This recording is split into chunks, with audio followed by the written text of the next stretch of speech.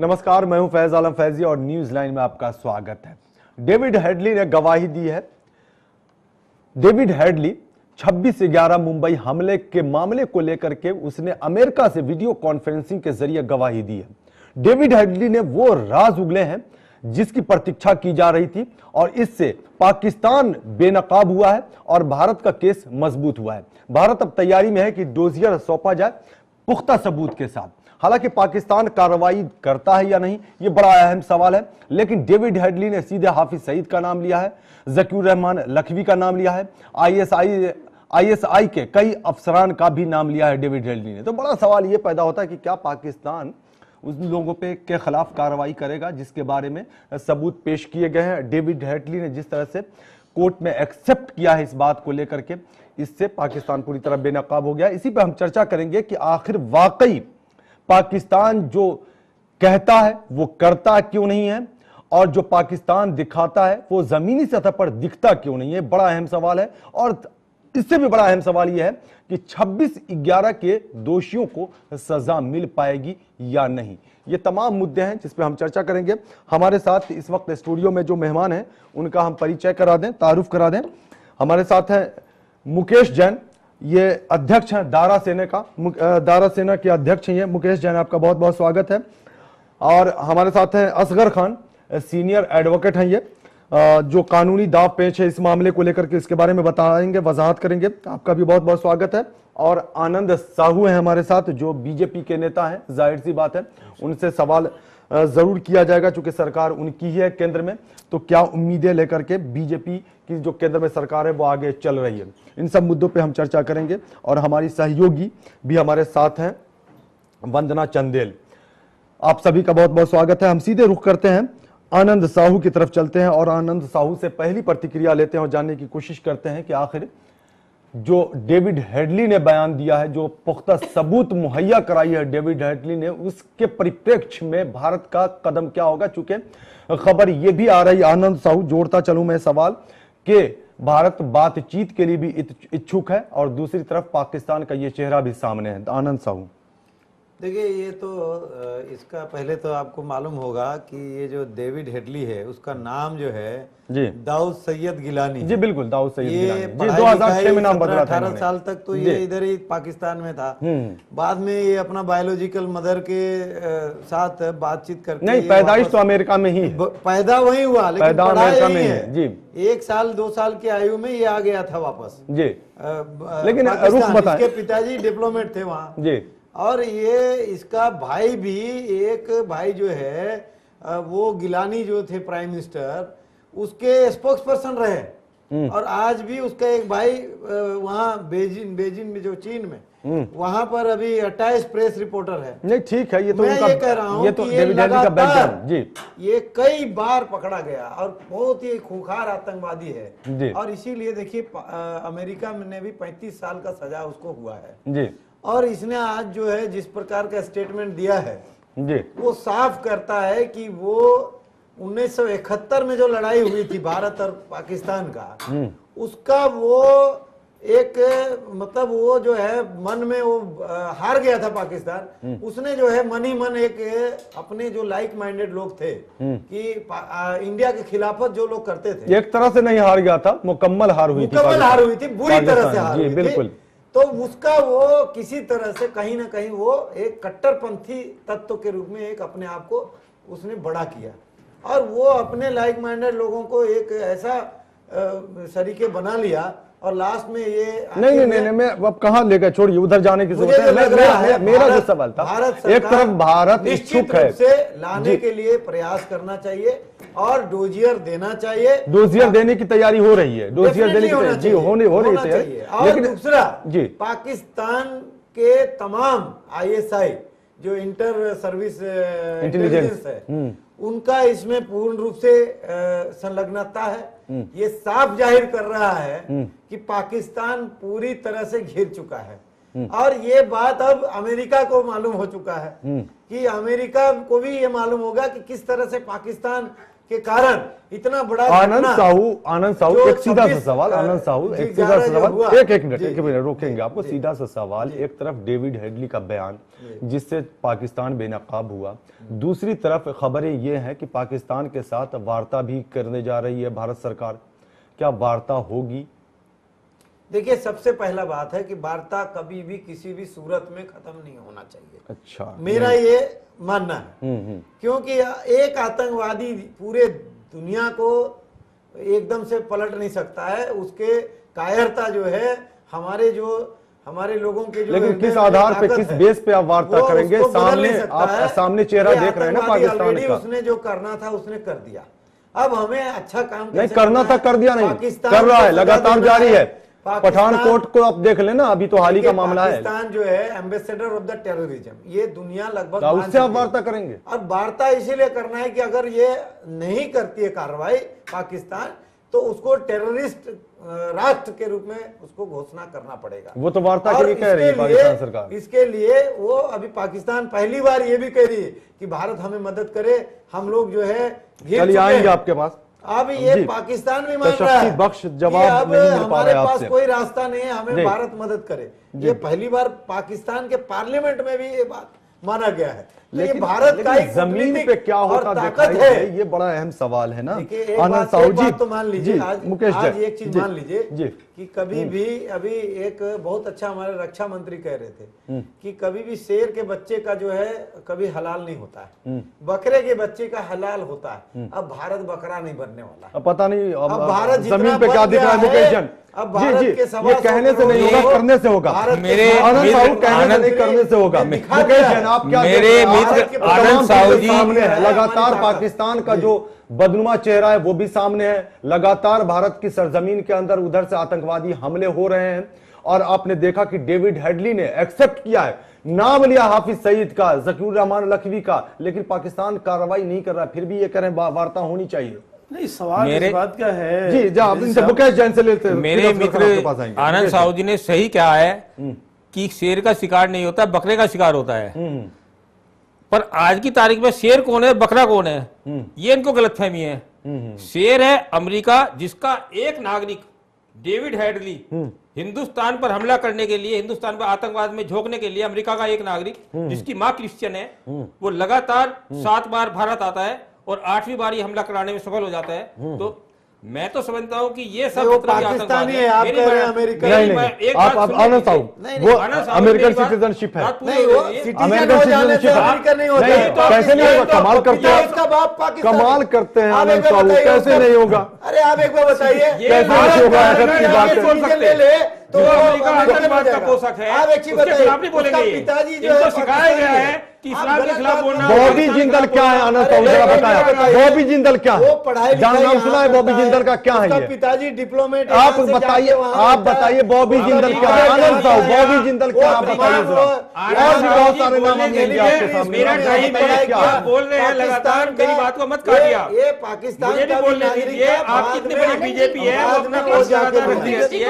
हमारी मानना ही दारा सेना है, ये तो मानना ही हमारी पड़ेगा। दारा सेना का बात नहीं है। अमेरिकन सिटीजन है, कट्टर मुस्लिम पाकिस्तानी है। ठीक है, और वो जाके अपना नागरिकता ले लेगा तो वो थोड़ी बदल आपका जाएगा। पक्ष है। मुकेश जी को सुन लेते हैं, उसके बाद आप काउंटर स्टेटमेंट अगर देना चाहते हैं आप आनंद जरूर जी, दीजिएगा। हमारी पार्टी बहुत छोटी पार्टी है और बीजेपी एक बहुत बड़ी पार्टी है। आपके लोग तो लगातार बोलते रहते हैं, हमको भी तो थोड़ा बोलने का मौका मुकेश जी दीजिए। समय है, आप बोलिए, आप अपनी बात कहिए। देखिए, अमेरिका का लक्ष्य है 2050 तक पूर्वी और पूर्वोत्तर भारत को काट के एक अलग ईसाई देश बनाना, जैसे इसने पूर्वी तिब्बत बनाया। जाने की आवश्यकता, अभी जो मौजूद है मैं उसी बात पर बोलने जा रहा हूँ, उसी बात पर मैं बोलने जा रहा हूँ। ये जितना भी हिंदुस्तान में आतंकवाद है ना, चाहे वो इस्लामी आतंकवाद हो, चाहे पूर्वोत्तर का आतंकवाद हो, ये सारा का सारा फंडिंग जो है ना, चाहे ISI हो, इसको फंडिंग CIA कर रही है। और CIA एक बड़ा लक्ष्य लेकर चलती है। वो डेविड हेडली को पैदा करती है, अमेरिका पाकिस्तान भेजती है, पाकिस्तान के बाद उसको फिर अमेरिका बुलाती है। ये इसकी बड़ी प्लानिंग चलती है। जो नेपाल बर्बाद किया गया ना, उसने 25 साल तक नेपाली अनाथ बच्चों को पाला और उसके बाद वो एक ईसाइयत की एक बड़ी सेना खड़ी हुई है और उसने राज्य पर हमला किया। इनकी बड़ी प्लानिंग होती है और बड़ी प्लानिंग में मैं समझता हूँ कि इतनी बड़ी प्लानिंग लंबा खेल माहिर लोग ही खेल सकते हैं।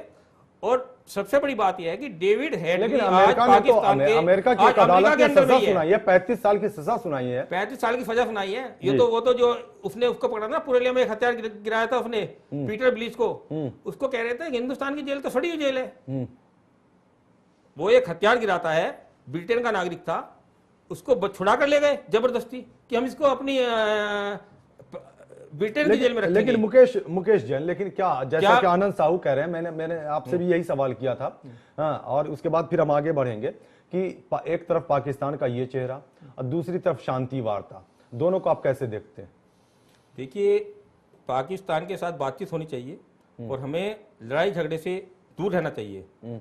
और जो लोग इस लड़ाई झगड़े में उकसाने का काम कर रहे हैं, उनसे हमें बच के रहना चाहिए। पाकिस्तान को सबक कैसे सिखाया जाए? देखिए, कारगिल की लड़ाई हुई थी। कारगिल की लड़ाई में जब भारत सरकार ने तय किया था कि पाकिस्तान के ऊपर हमला करना है और इस युद्ध का खात्मा करना है, उस समय अमेरिका के बिल क्लिंटन साहब ने हमारे प्रधानमंत्री वाजपेयी जी को सीधी सीधी चेतावनी दी थी कि तुम्हें चुप रहना है, शांत रहना है, मैं संभाल रहा हूं। तो भेजे हुए तो उसके आतंकवादी थे अमेरिका के, उसने 24 घंटे में उनको शांत कर दिया।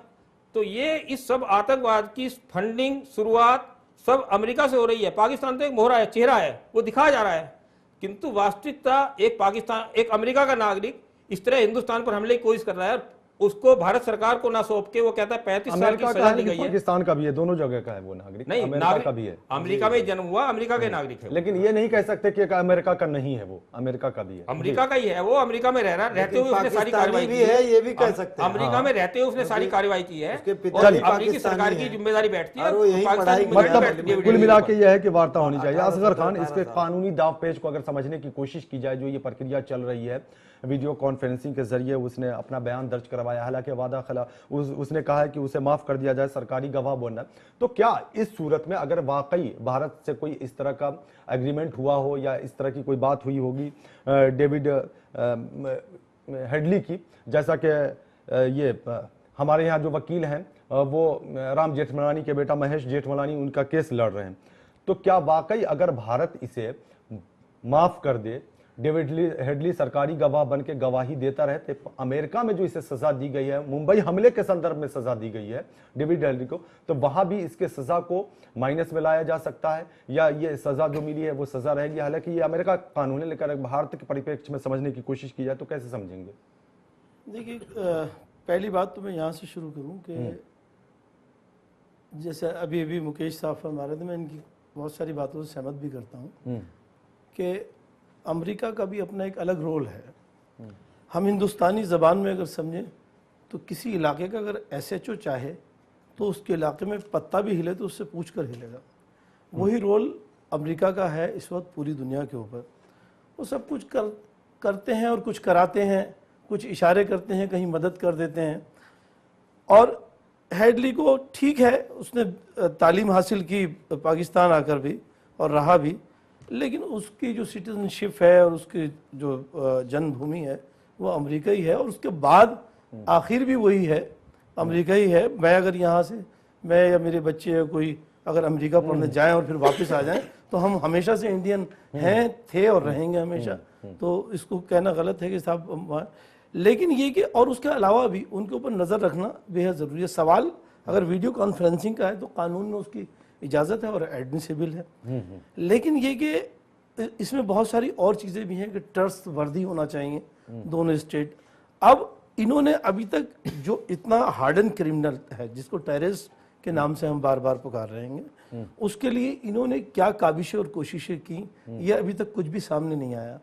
उसने अपनी अप्रूवल का, पहले तो मैं उसका मकसद बता दूं, उसमें यही रहता है कि भाई आप अगर सच बोलेंगे, अगर हमें ये नजर आया कि आपने सब कुछ सच सच बयान दे दिया तो सरकारी गवाह जिसे अप्रूवल कहते हैं, तो आपको आपकी सजा माफ कर दी जाएगी। और एक छोटी सी स्टेज के बाद यहाँ तक कि उसकी, जैसे हम यहाँ हिंदुस्तान के कानून में उसको जमानत भी आसानी से दे दी जाती है, फिर उसके बयान के बाद, उससे पहले उसको बिल्कुल रखा जाता है, उससे पहले उसकी कोशिश भी नहीं की जाती, ना कोई दरख्वास्त उसकी एक्सेप्ट की जाती, ये कानूनी पोजीशन है उसकी। तो ये सब कुछ अब अभी जाहिर बात है कि होना तो यही चाहिए था, हमारी कोशिश भी यही होना चाहिए थी कि उनको किसी तरह भी यहाँ के लिए हम कोशिश करते, यहाँ बुलाते, यहाँ बयान होता।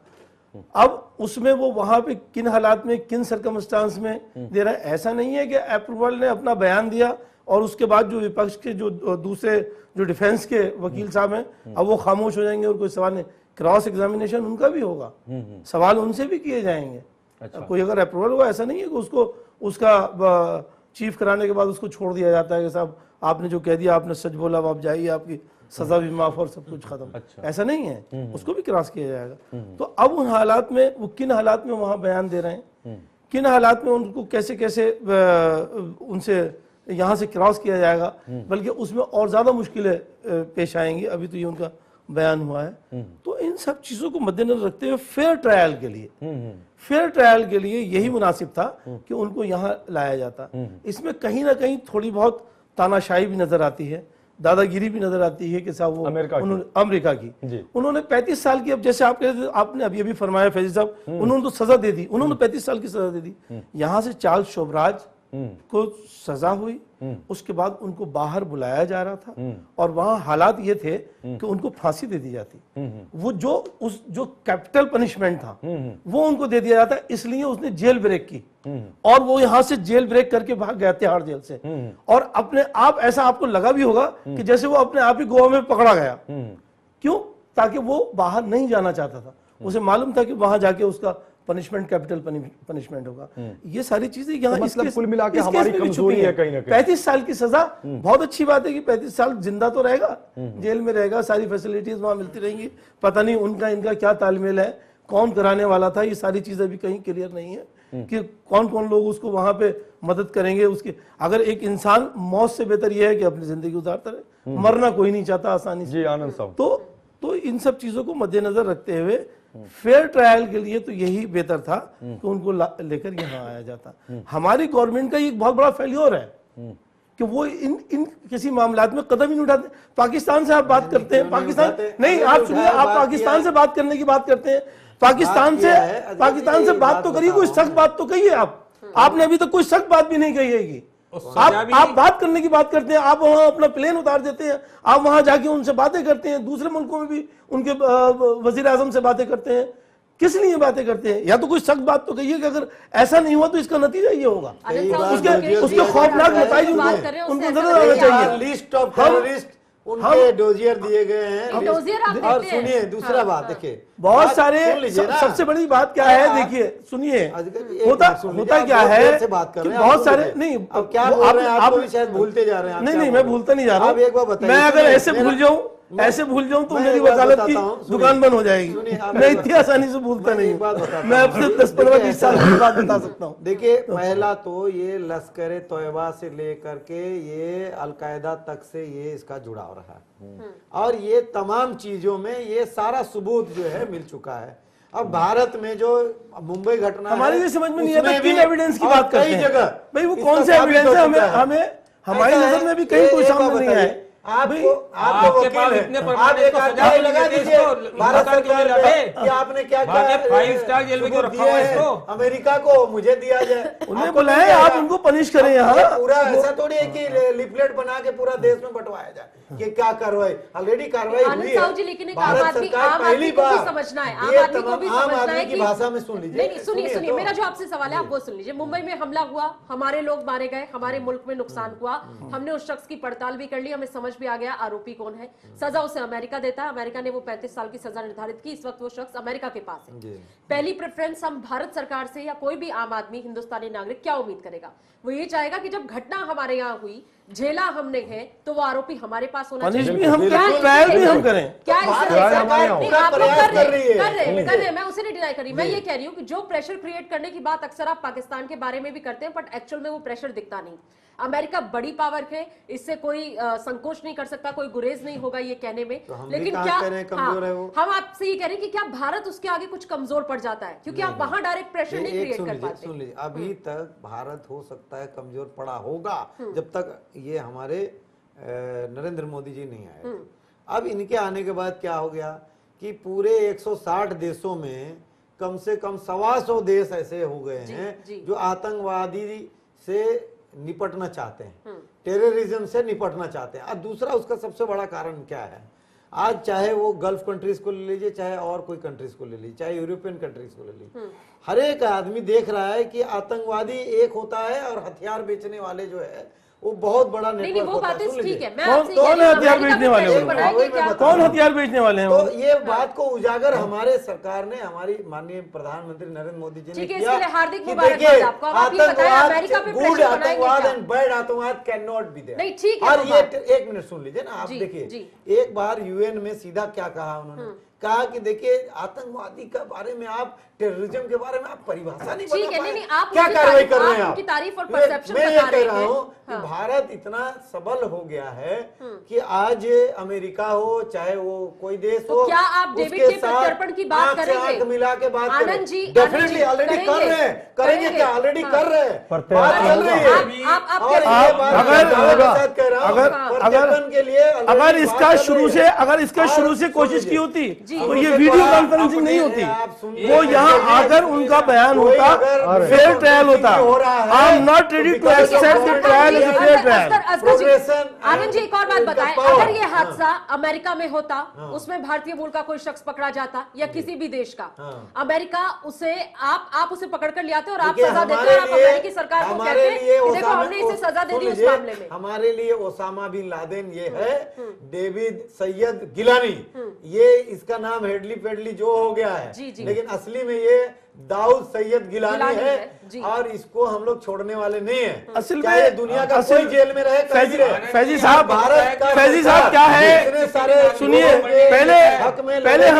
पहले हमें पहले मौजूदा गवर्नमेंट को अपना दिमाग साफ करना होगा, अपनी सोच को साफ करना होगा। ये आतंकवादी के साथ सोच साफ करें, बिल्कुल सोच है वो इंसान। आप बोल रहे हैं, आप दीजिए, अभी कहा आपने सजा दे दी उसे, आपने सजा दी का घटना वो खुद करता है, आप पता नहीं क्या कानून बोल रहे हैं, मानना पड़ेगा असगर साहब,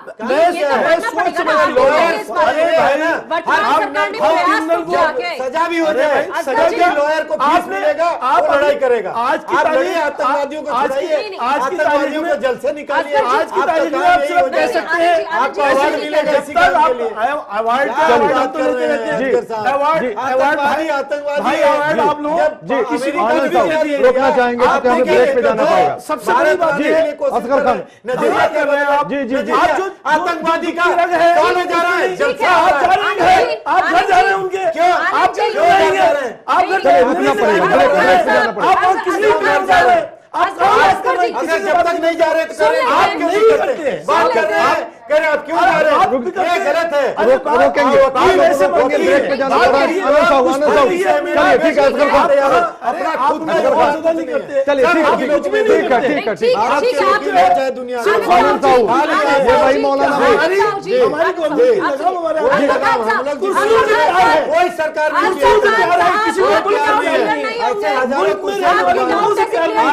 पैसा से होता है, लोगों को कुछ नहीं समझ आएगा। खान साहब आप जो कह रहे हैं उस बात को भी सुना जाएगा और आप लोग जिस चीज पर काउंटर आर्ग्यूमेंट कर रहे हैं उसे ठीक तरीके से रखा भी जाएगा ताकि बातें निकलकर सामने आए और पता चले कि वास्तविक हकीकत है क्या इस मसले की। जी बिल्कुल, जाहिर सी बात, हमें ब्रेक पर जाना पड़ेगा। तब आनंद साहब से पूछेंगे कि जसवंत सिंह कौन थे जो ले जाकर के मौलाना मसूद अजहर को कंधार छोड़ आए थे। हम एक छोटे से ब्रेक के लिए रुकते हैं, फिर वापस आते हैं।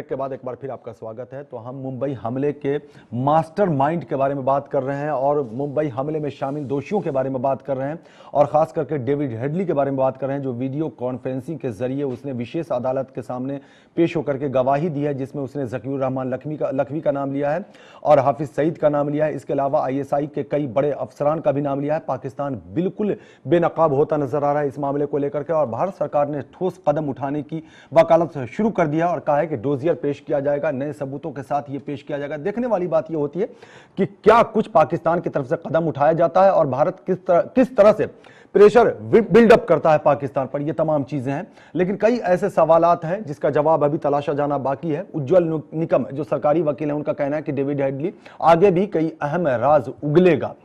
इन्हीं मुद्दों पर हम बात कर रहे हैं और इसी पे जानने की कोशिश कर रहे हैं कि आखिर पाकिस्तान से कैसे निपटा जाए, दोस्ती का हाथ कैसे बढ़ाया जाए और पाकिस्तान को कैसे काबू में किया जाए और पाकिस्तान को यह कैसे समझाया जाए कि वहां जो आतंकवाद पनप रहा है, बढ़ रहा है, वो न सिर्फ भारत के लिए बल्कि पाकिस्तान के लिए भी सही नहीं है और फर्क जो पाकिस्तान करता है अच्छे और बुरे आतंकवाद में, उसे भी मिटाना होगा पाकिस्तान को।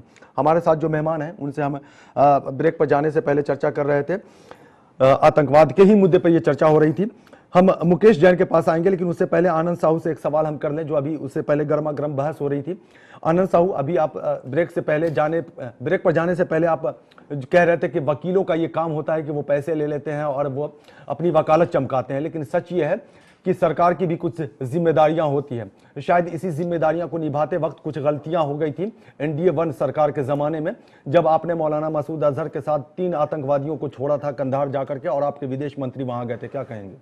देखिए, आपको एक बात पता होगा, जब कोई भी आतंकवादी को मौका मिलता है कि वो हाईजैक कर ले प्लेन को या कई अपने नागरिकों को एकदम से अपने कब्जे में ले ले, हजारों लोगों को, तो उस समय सरकार के पास नागरिकों का जो ओपिनियन है वो उसके अलावा कोई दूसरा रास्ता नहीं होता है। और उस समय उस सरकार का जिम्मेदारी होता है कि भारत के जो एक एक नागरिक है उसका जान बचाना और देश के जो नागरिकों का ये था कि उस समय कि किसी भी हालत में अपने बच्चों का, अपने परिवार का हालत जो है उसको बचाया जाए। और लेकिन आज अगर आप देखेंगे तो हमारी सरकार हर एक मोर्चे में कहीं न कहीं पाकिस्तान को घेर रही है और एक ये भी इसका एक सबूत है, पहुंचकर दावत खाकर दावत भी एक बहुत बड़ा एक चेस का जो चाल होता है ना, अच्छा, वो चाल सबसे बड़ा वो एक बड़ा मोमेंट था वो।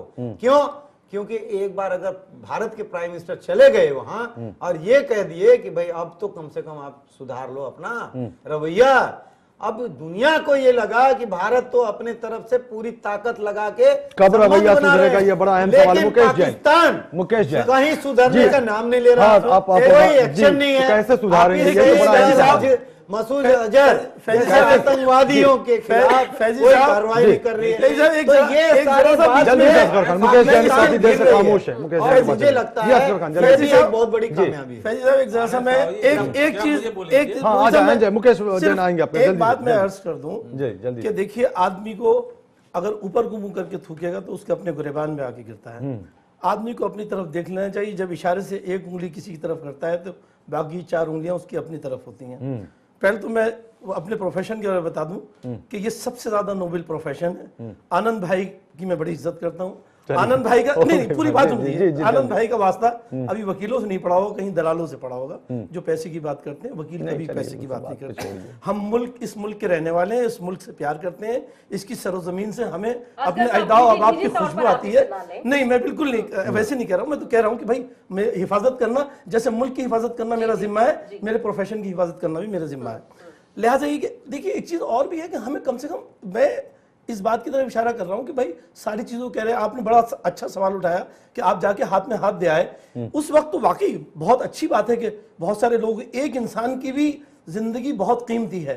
अगर एक इंसान का भी बेगुनाह का खून होता है तो पूरी इंसानियत का खून होता है। लेकिन उस वक्त 100, 200, 300 जो भी लोग उस जहाज में थे, उनकी जिंदगी खतरे में थी। बच भी सकती थी, जा भी सकती थी अगर ये सब कुछ नहीं किया तक, लेकिन बच भी सकती थी। उन लोगों को हवाले करने के बाद पूरे हिंदुस्तान में आपके ही मुताबिक पूरी एक अजीब व गरीब हलचल मची। टेररिज्म हुआ और हजारों लोग जो है, नतीजा आज भी सामने नतीजा सामने है नतीजा और आज भी कंटिन्यूअस हो रहा है। जी, ये आपकी गलती का नतीजा है। जी बिल्कुल। हमारे जैसे जी मुकेश जी, मुकेश जी, आप जी, ही जी, गवर्नमेंट मुकेश जैन को भी और बोलिए। उस गलती को आप आप जी, अभी तक आएंगे नहीं आनंद सुधार साहब, पा रहे जी, हैं। आनंद साहब, जरा आज- मुकेश जी, मैं जी, एक बात आज कह रहा भी- हूँ, अभी जी, आप ही कह रहे आज थे को भी बोलने का कि मौका वो दें। आतंकवादी को एक मौका देना चाहिए। नहीं कहा पाकिस्तान का वो मैं आदमी कभी कहाँ नहीं, कह दिया, अगर कब कह आतंकवादी दिया? है तो बात कर रहे थे एक indirectly आप। नहीं मैंने कभी भाई नहीं कहा। आप उसको कह रहे थे कि एक मौका देना बिल्कुल चाहिए। नहीं कहा मैंने। किसको कह रहे सर्रे हैं? बराबर नहीं किसको कहा। कह रहे हैं? आप कैसी किसको? बात कह रहे हैं? किसको? मैं कहूंगा हेडली को। अरे कब वाह, कह रहे थे? अगर किसको अगर वो देना हाँ, नहीं, पता नहीं कोई कहाँ से कह मिला रहा है है कि अगर वो अगर कोई आतंकवादी सुनिए है, आनंद साहब, अगर एक चीज कोई- मैं बताऊं। अगर कोई आतंकवादी आनंद है, साहब, आप ये कह अगर रहे कोई थे, आतंकवादी है तो ऐसे इसको किसी एक को बार नहीं आनंद साहब, नहीं, अगर वो गोवा नहीं, में नहीं, था आप तो माफ कर आप- देना। आप- आप ये कह रहे हैं कि उसको माफ कर देना चाहिए। कहाँ ले जा रहे हैं लोग? ये गलत बात है। आप भटका रहे हैं। खामियों पे आनंद पर्दा साहब डालने के भटका रहे हैं लिए आप। अपनी खामियों पे पर्दा आप डालने भटका के रहे लिए हैं, कुछ भी भटका कह रहे रहे नहीं हैं। है। आपने आपका जो कमियों वो को लहजा छुपाने था, के लिए कुछ भी वो कह रहे हैं इतना आप। soft corner अरे उसके आप लिए। काहे का मुझे सॉफ्ट लगता है कॉर्नर? आप दोनों- अगर आप कोई दोनों मेरा एक ही कहना बात यह कह है रहे हैं। आप दोनों एक ही बात कह रहे हैं। खान साहब, आपने एक बात कही कि उस टाइम जो कंधार में हुआ और जिस तरीके से शहीद को वापस कर दिया उसका हम खामियाजा भुगत रहे हैं, और साथ ही आपने ये भी कहा कि किसी भी मासूम को बचाने के लिए अगर ऐसा किया जाए तो वो जायज है। वो नहीं, खामियाजा तो हमने भुगता, मैं- वो हमारी अपनी कमी है, हमारी सिक्योरिटी लैप्स है, हमारी पॉलिटिकल विल पावर नहीं थी, वो हमने इसलिए भुगता। लेकिन उस वक्त शायद उसे छोड़ना भारत सरकार की मजबूरी भी रही मजबूरी होगी था और जरूरी भी रहा लेकिन होगा। उन लोग जिन लोगों की जान जोखिम में आप बात कर रहे हैं, जी, जी, जी। आपकी सिक्योरिटी की जिम्मेदारी थी उनको बचाते। बिल्कुल। वो बच भी सकते थे, नहीं भी बच नहीं, सकते एक बात- थे, एक बात लेकिन अगर उनको ये नहीं छोड़ा आपका जाता। पक्ष है। मुकेश जैन को भी ये मौका आपका दें। पक्ष है। जी मुकेश जैन मुकेश जी को भी का कुछ, हाँ जी, इस फैसले पर मुकेश क्या जैन कुछ, कहना हाँ चाहेंगे? जी जी मुकेश जैन बोले आप। सबसे पहले तो जरूरी है कि इस डेविड कोलमैन हेडली को हिंदुस्तान लाया जाए, पर मुझे नहीं लगता जो अमेरिका ने उसको 35 साल की सजा दी है, किंतु 35 साल की सजा किस जेल में दी जा रही है? कहीं कोई जेल 5 स्टार जेल तो नहीं है, क्योंकि वो दिखा रहा है अमेरिका अपने नागरिक की हिफाजत के लिए जी कैसे पूरे तय होगा? जद्दोजहद से लड़ता है वो। किसी अपने नागरिक को किसी देश में चाहे कितना बड़ा अपराधी हो। हाँ मैं आपको एक छोटा सा उदाहरण देता हूँ, और अफगानिस्तान जिसके ऊपर से जो पर्दा उठाता ना वो आप समझ जाएंगे। हुआ क्या कि अफगानिस्तान की तालिबान सरकार ने 5 राहत कर्मियों को पकड़ा जो वहां पर बाइबिल का प्रचार कर रहे थे और अफगानी लोगों को ईसाई बन रहे थे। अब मैं सोचने लगा कि अमेरिका तो अपने आदमियों को मरने देगा नहीं, तो इनके लिए इस्लाम में एक है सजाए मौत, क्या होगा? तो अचानक पता चलता है कि वर्ल्ड ट्रेड सेंटर पर एक हवाई हमला होता है, और वो वर्ल्ड ट्रेड सेंटर हमला तो ऊपर से होता है, गिरना नीचे शुरू हो जाता है, और उसके बाद अमेरिका को बहाना मिल जाता है अफगानिस्तान पर हमला करने के लिए। ये सारी की सारी जो कवायद की गई ना, अमेरिका ने अपने 5 नागरिकों को बचाने के लिए की, ऐसा मेरा सोचना है। और आप ये कह रहे हैं कि नहीं, वर्ल्ड उधर ट्रेड टावर बहुत अमेरिका ने है, खुद सुनिए। गिराया है, इसलिए खुद गिरा है। मुझे नहीं लगता, मुझे नहीं लगता इसके उधर पीछे जाने कोई की कारण है। आवश्यकता ही नहीं है। कभी उसकी वो देखो वीडियो देखो, वो जी।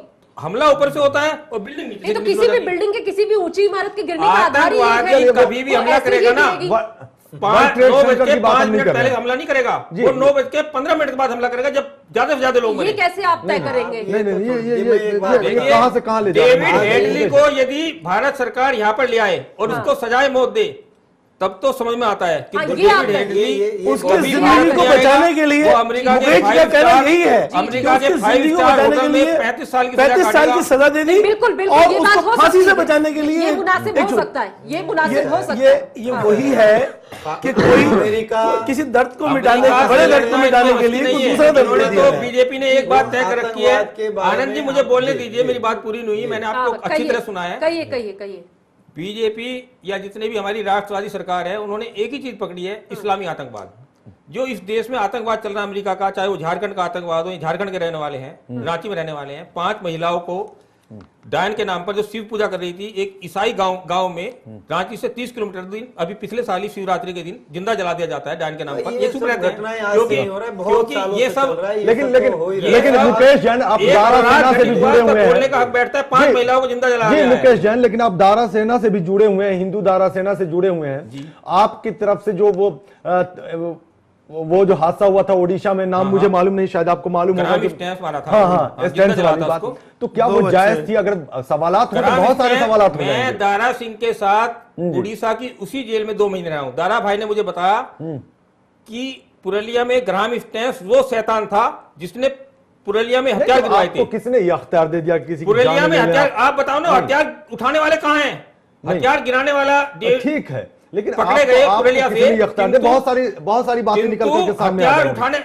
उठाने वाला कहाँ है? चलिए, वो सब मिशन जो आतंकवाद चल रहा था, उसके खिलाफ दारा सिंह ने लड़ाई, उसको मारा। देखिए अभी मुकेश जी, मुझे लगता है देश के भीतर के मसले अलग हैं, हाँ, उनको सुलझाने बिल्कुल, के लिए प्रदेश की बिल्कुल, सरकारें, देश की सरकार काम बिल्कुल, करेगी, लेकिन किसी बाहर वाले की बिल्कुल, बिल्कुल। हिंदुस्तान वो भी ऑस्ट्रेलिया का नागरिक नहीं था, वो करेगा। हिंदुस्तान में जितना नक्सलवाद है, जितना मिशन जो आतंकवाद चल रहा है, उसका जनक है वो। नहीं, उसको ठीक है, मारा जाए। आप जिस धारा की बात कर रहे हैं, यहाँ बिल्कुल एक अलग सबसे प्रभाव है। अहम बात जी, ये जी, है जी। कि भारत कहीं न कहीं अब जितने भी आतंकवादी घटनाएं हुए हैं, चाहे इंडिया के किसी भी कोने में हुआ, कहीं भी हुआ, वो सारा तार जोड़ने में सफल हो रही है। और इसका लाभ आगे चल के ये हो जाएगा कि हाफिज सईद हो, चाहे वो अजहर मसूद हो।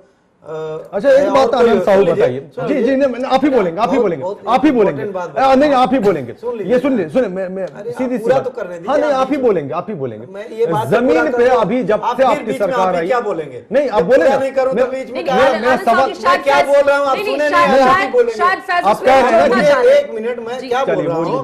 मैं ये कह रहा हूँ कि अब क्या होगा कि कहीं न कहीं पाकिस्तान का जो शक्ति है, जो प्रधानमंत्री को जो ताकत मिलता था, वो नहीं मिल रहा था। क्योंकि वो आर्मी के पास पीएम से ज्यादा ताकत, आईएसआई के पास ताकत, आतंकवादी संगठनों के पास ताकत। तो अब कहीं ना कहीं पाकिस्तान के जो प्रधानमंत्री हैं और जो एडमिनिस्ट्रेशन है, उसको अगर अमेरिका और भारत मिलके साथ दे दे तो हो सकता है वो प्राइम मिनिस्टर जो है इन आतंकवादियों को खात्मे के लिए कहीं ना कहीं एक कोई रास्ता निकाले और इनको डायरेक्ट तो ये आधार क्या है आपका, ये बुनियाद खत्म कर दिया जाएगा। नहीं, क्या आधार है, क्या बुनियाद है? ये जो हमारी बताना जरा, क्या आधार है? मैं बता रहा हूँ। अब ये जो यही बुनियाद है कि कंटिन्यूअस हमले हो रहे हैं।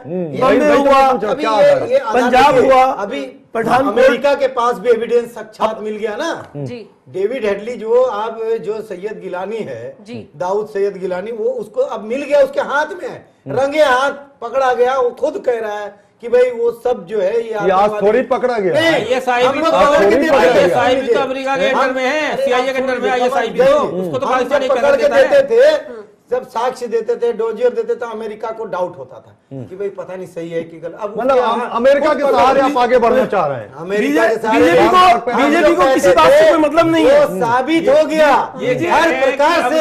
बीजेपी को ये देखिए भारत की कामयाबी है भाई।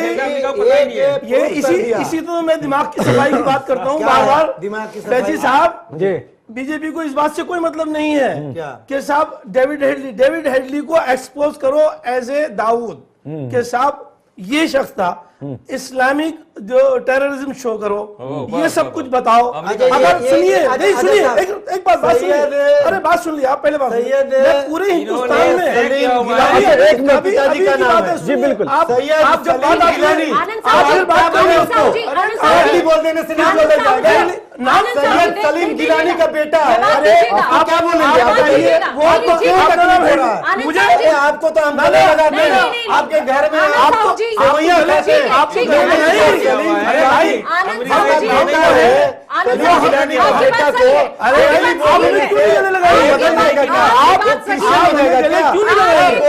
आप सिर्फ अपनी बात को सुनिए, मन को आप बदलना पड़ेगा। आप अपनी बात अपने ऊपर क्यों नहीं लेते हैं? बात में क्या आतंकवादी नहीं क्यों लगता है? इशारा ये गलत है। आपको क्यों लगता है? आपको नहीं है आतंकवादी, आपको अपना अपना लग रहा है। ये क्यों ऐसा हो रहा है?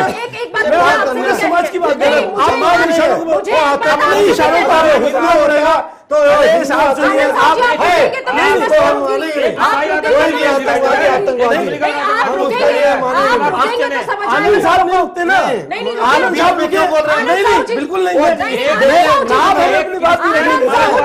आप जो भी है आप क्या बोल रहे हैं? अरे असगर खान साहब, आनंद साहू जी, आप पहले एक बात सुने। अगर डेविड कोहली का नाम अब पता चला कि उसने अपना नाम चेंज किया, जो उसने खुद कबूला, उसका नाम अगर दाऊद गिलानी है तो है। आपको क्या लग रहा है खान साहब, सुनिए आप लोग इस मैटर में देखिए, हम एक बात करें बिल्कुल साफ वर्षों में, हमें इस बात पे इतराज है कि किसी चीज को फोकस करें आप। आपको क्यों इतराज है? इसलिए इतराज बताइए। अरे भाई जो है ये बार बार डेविड हेडली कह रहे हैं,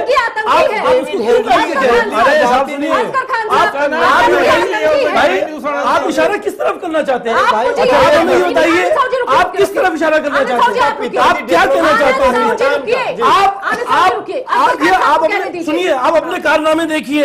आप पाकिस्तान के पास जाते हैं, उनके मुलजिमों को, उनके मुजरिमों को, उनके टेररिस्ट को उनके हवाले कर देते हैं। किसी चीज को आप नहीं देखते।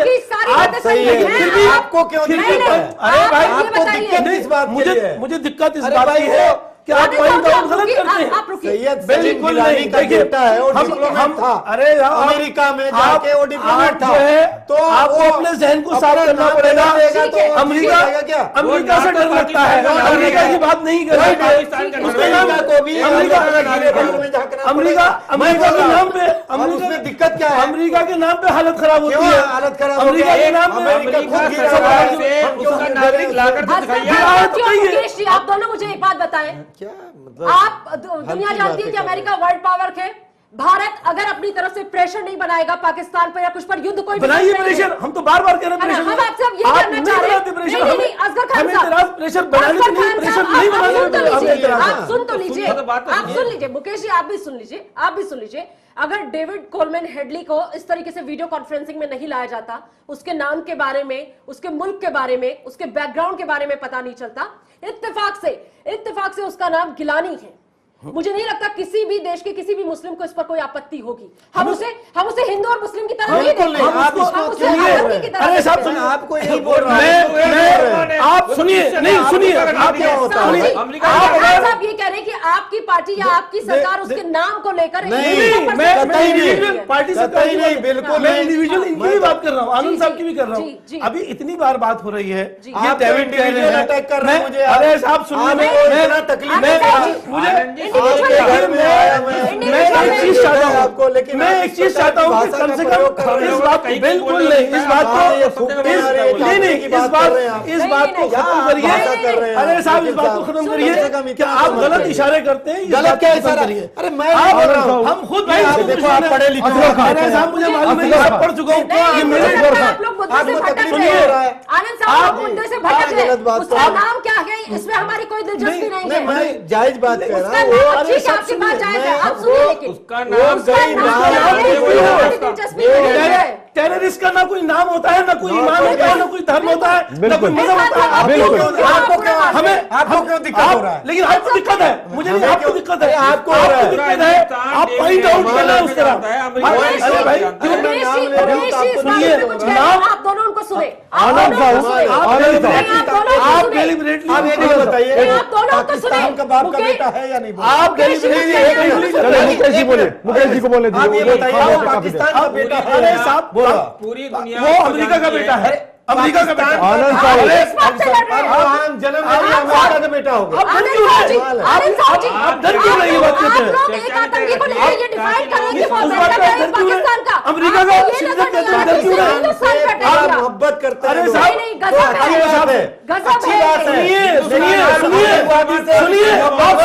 सुनिए, हम कहीं किसी से भी मोहब्बत करते हैं, लेकिन हिंदुस्तान से ज्यादा हम किसी से मोहब्बत नहीं करते। ये हमारा मुल्क है। और सुनिए, आपने नहीं किया।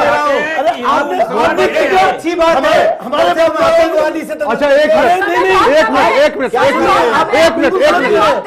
हमारी नकल भी नहीं कर सकते। आनंद साहब हमारे हम कर सकते कभी। असगर खान एक सवाल लेकिन कोई बात जी बिल्कुल टाइम नहीं हमारे पास। आनंद साहू, आप उस वक्त से बहस सुन रहा हूं मैं। असगर खान, आपको भी एतराज नहीं करना चाहिए, नाम चाहे डेविड हेडली हो या गिलानी हो, कोई फर्क नहीं पड़ता। लेकिन मुझे एक बात बताएं आनंद साहू, 2014 लोकसभा चुनाव के दौरान जो उस वक्त प्रधानमंत्री पद के उम्मीदवार थे नरेंद्र मोदी, उन्होंने कहा था कि पाकिस्तानियों को बिरयानी नहीं खिलाया जाएगा। उसी के अंदाज में उसे जवाब दिया जाएगा। 2008 के एक टीवी शो में वो गेस्ट के हैसियत से गए थे और कहा था कि मेरा काम बिरयानी खिलाना नहीं, पाकिस्तान को सुधारना है, तो उसी के अंदाज में उसे जवाब देना होगा। 2 चीजें निकल करके आई। तीसरी चीज आप जरा ये बताएं कि डेविड हेडली या गिलानी, किस नाम से डेविड हेडली के खिलाफ FIR दर्ज किया गया है, बता सकते हैं आप? सुन लीजिए, तीनों सवाल है मेरा, तीनों सवाल में जल्दी बता जल्दी रहा हूं। हाँ, ये एक आपको बता रहा हूं कि वो ये दोनों नाम उसके उर्फ करके लिखा हुआ है। और ये FIR की कॉपी पढ़ी आपने? मैं पढ़ा नहीं, मुझे बताया गया, मैंने अच्छा, पूछा किसने है, बता अभी दिया? आने से पहले ही पूछ के आया मैं। और सुन लीजिए, दूसरा सबसे अहम बात है कि आप लोग को इतना तकलीफ क्यों हो रहा है, मुझे समझ में नहीं आ रहा है। वो एक मान लीजिए अगर सच्चाई है कि वो एक डिप्लोमेट का बेटा है, पाकिस्तान में पढ़ाई किया,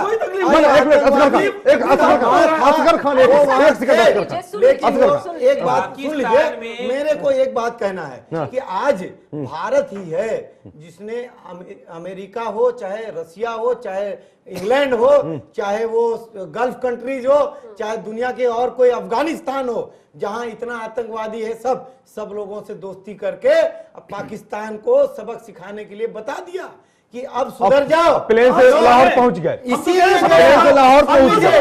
ठीक है, बता दिया। चलिए ठीक है, डिप्लोमेसी है। चलिए देखेंगे देखेंगे वक्त बिल्कुल नहीं है, हमें वाइंड अप करना होगा।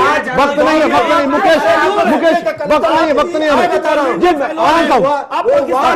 वक्त नहीं है हमारे पास, बिल्कुल नहीं वक्त। बंदूक की गोली से वार नहीं होता है। अब हमें वक्त नहीं है हमारे पास। और इसमें कोई डाउट नहीं है। अमेरिका के दबाव में कुछ का कुछ कहते हैं। आपको क्यों डाउट डाउट इसलिए कर नहीं रहे, हम आंखों से देख रहे हैं। पाकिस्तान हमारा फेंक देता है, किस बात पे डाउट हो जाएगा? हमारे दिमाग में चारों तरफ से घेर लिया पाकिस्तान को। अब हमारे पास वक्त बिल्कुल नहीं है, हम सवाल चाह रहे थे, जवाब नतीजे पे जाना चाह रहे थे, लेकिन आप लोगों ने ये मौका नहीं दिया। हमें रोकना पड़ेगा आप लोगों को, चूंकि और हमारे पास बिल्कुल वक्त नहीं, आप लोगों को रोकना पड़ेगा। मुकेश जैन आपका भी बहुत बहुत शुक्रिया, आनंद साहू आपका भी बहुत बहुत शुक्रिया, असगर खान आपका भी बहुत बहुत शुक्रिया, और हमारी सहयोगी वंदना चंदेल भी, उन्होंने भी डिबेट में शिरकत करी, आपका भी बहुत बहुत शुक्रिया। कुल मिलाकर के यही कहा जा सकता है, वही ढाक के 3 पात, कुछ भी रिजल्ट नहीं। यहां आपने एक नजारा देखा। न्यूज़ लाइन में इतना ही, नमस्कार।